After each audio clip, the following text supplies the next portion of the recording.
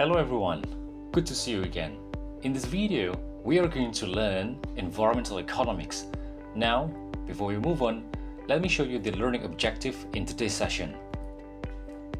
So, in this unit, we have three main learning goals. The first one is identifying details in a short video, and then number two, expressing ideas using noun clause, and finally, there is going to be description of information based on statistics.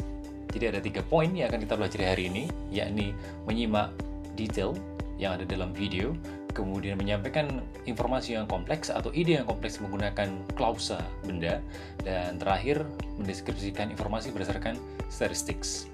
Let me show you the first one. Identifying details in video. Right, so whenever we try to identify or summarize information in a video, there are a few points that we have to pay attention to. Ada beberapa poin yang perlu kita perhatikan ketika kita akan meringkas atau mencari informasi yang ada di dalam sebuah video. Nah, yang pertama, watch the video attentively. Pastikan teman-teman memperhatikan dengan seksama informasi yang ada di dalam video. Kemudian, poin yang kedua, take notes. Nah, ketika kita menyimak video atau mendengarkan ke sebuah recording, pastikan kita juga membuat catatan tentang informasi penting yang kita dapat. Misalkan berupa main ideas, key ideas, arguments, atau examples. Number 3, identify the main idea.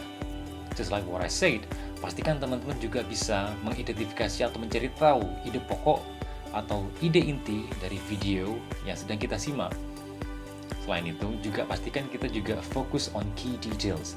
Dalam setiap video, pasti ada informasi kunci atau informasi penting yang disampaikan, baik di bagian awal, bagian tengah, atau bagian akhir dari sebuah recording. And then finally, make sure that you check for accuracy. Nah, setelah kita membuat summary atau membuat catatan, pastikan informasi yang kita ringkas atau kita summarize itu sesuai atau akurat berdasarkan video. Let me just move on. Oke, kita ambil satu contoh dari soal yang ada di dalam Unit 4. Can you identify the key ideas in the summary below? Ada satu statement, the primary cause to the high amount of plastic in Indonesia is... Dari sini kita tahu bahwa ada beberapa ide kunci, yakni cause atau penyebab, kemudian high amount of plastic, jumlah plastik yang sangat besar, atau jumlah plastik yang sangat banyak. Alright? Jadi teman-teman ketika mendengarkan recording atau menyimak recording, pastikan fokus ke kata kunci cause dan juga high amount of plastics. Karena jawabannya dicari muncul setelah kata-kata tersebut, yakni cause and high amount of plastic. Right. We go to point number 2, expressing ideas using noun clause. Right. Ketika kita menyampaikan atau melaporkan informasi, nah ada kalanya kita perlu menyampaikan detail secara lebih kompleks. Oke? Dan hal tersebut memang umum dalam academic writing atau academic discussions. Nah, dalam bahasa Inggris, hal tersebut bisa kita sampaikan menggunakan noun clause atau klausa benda. Nah, noun clause terdiri dari 3 components. The first one is the connector atau kata penghubung. Kemudian we have the subject and predicate. Right, subject and predicate. Jadi pada dasarnya, noun clause adalah sebuah kalimat yang berfungsi sebagai noun atau kata benda. Let me show you some of the examples. Oke, di sini kita punya beberapa konektor, yaitu question words, 5W, 1H.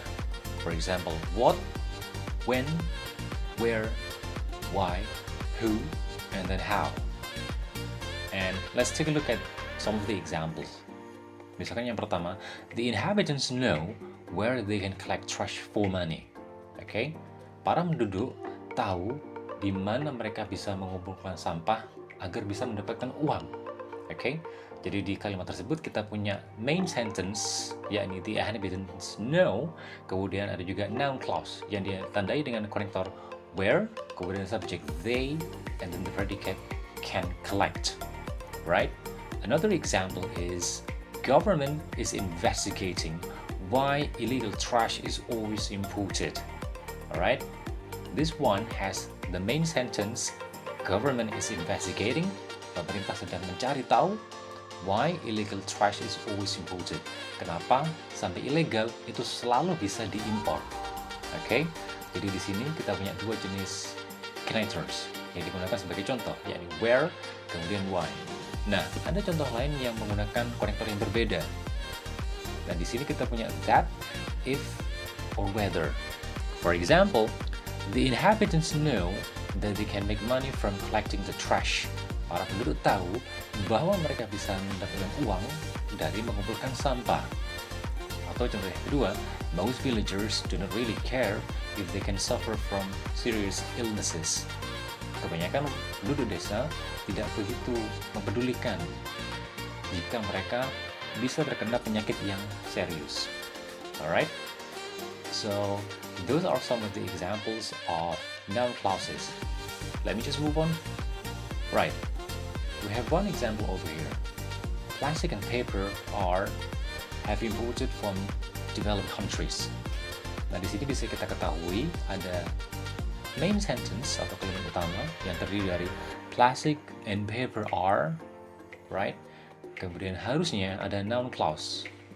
Hanya saja dia belum lengkap karena dia hanya punya predikat, yakni have imported, right? Dari sini kita tahu bahwa kita masih belum punya konektor dan juga subject, right? Nah, jawaban yang paling tepat di antara A, B, C, and D is A. What companies? Jadi dia punya konektor what, kemudian subject companies, right? So plastics and paper are what companies have imported from developed countries.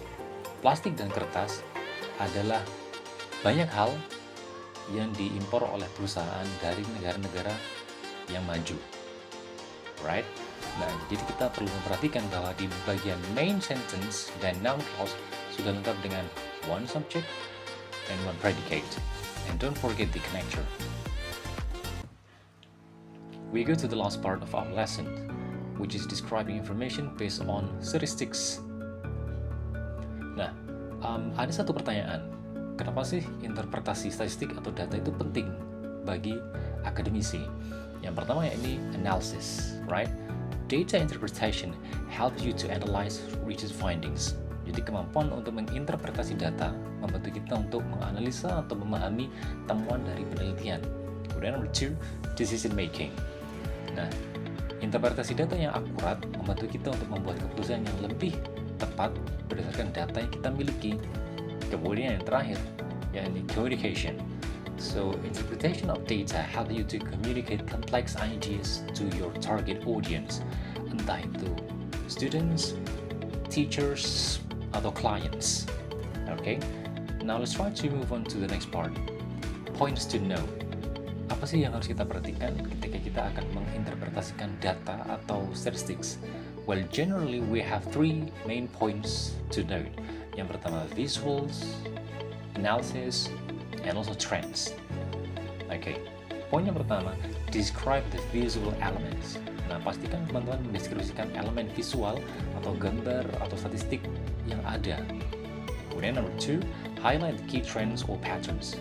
Dari informasi yang ada atau dari statistik yang ada, coba identifikasi key trends atau gambaran data secara umum yang bisa kita lihat. Misalkan data yang paling dominan, data yang paling umum, yang sering muncul, atau data yang paling sedikit jumlahnya. Kemudian number 3, compare and contrast. Dalam statistics atau infographics, biasanya ada beberapa points atau beberapa ideas. Nah, teman-teman bisa membandingkan untuk mencari tahu kesimpulan atau implikasi dari data yang sudah disampaikan. Let's take a look at one of the example. Right, di sini kita punya satu infographics atau poster yang menjelaskan tentang berbagai sumber of air pollutions. Right, dari sini ada beberapa key ideas yang bisa kita simpulkan. Number 1, air pollutions result from a number of factors. Polusi udara itu muncul dari berbagai faktor. Kalau kita lihat di infographics, itu ada industry, transportation, household, bahkan agricultural practices. Point number 2, many sectors contribute to the air pollution. from household to industries. Jadi memang banyak sektor yang berkontribusi terhadap naiknya polusi udara, baik itu dari rumah tangga sampai industri. Kesimpulan lain yang bisa kita dapatkan adalah important activities in human life generate massive air pollution. Jadi aktivitas-aktivitas penting dalam kehidupan manusia ternyata menghasilkan begitu banyak polusi udara. Alright? So that's all I can present in this video. Thank you for your attention.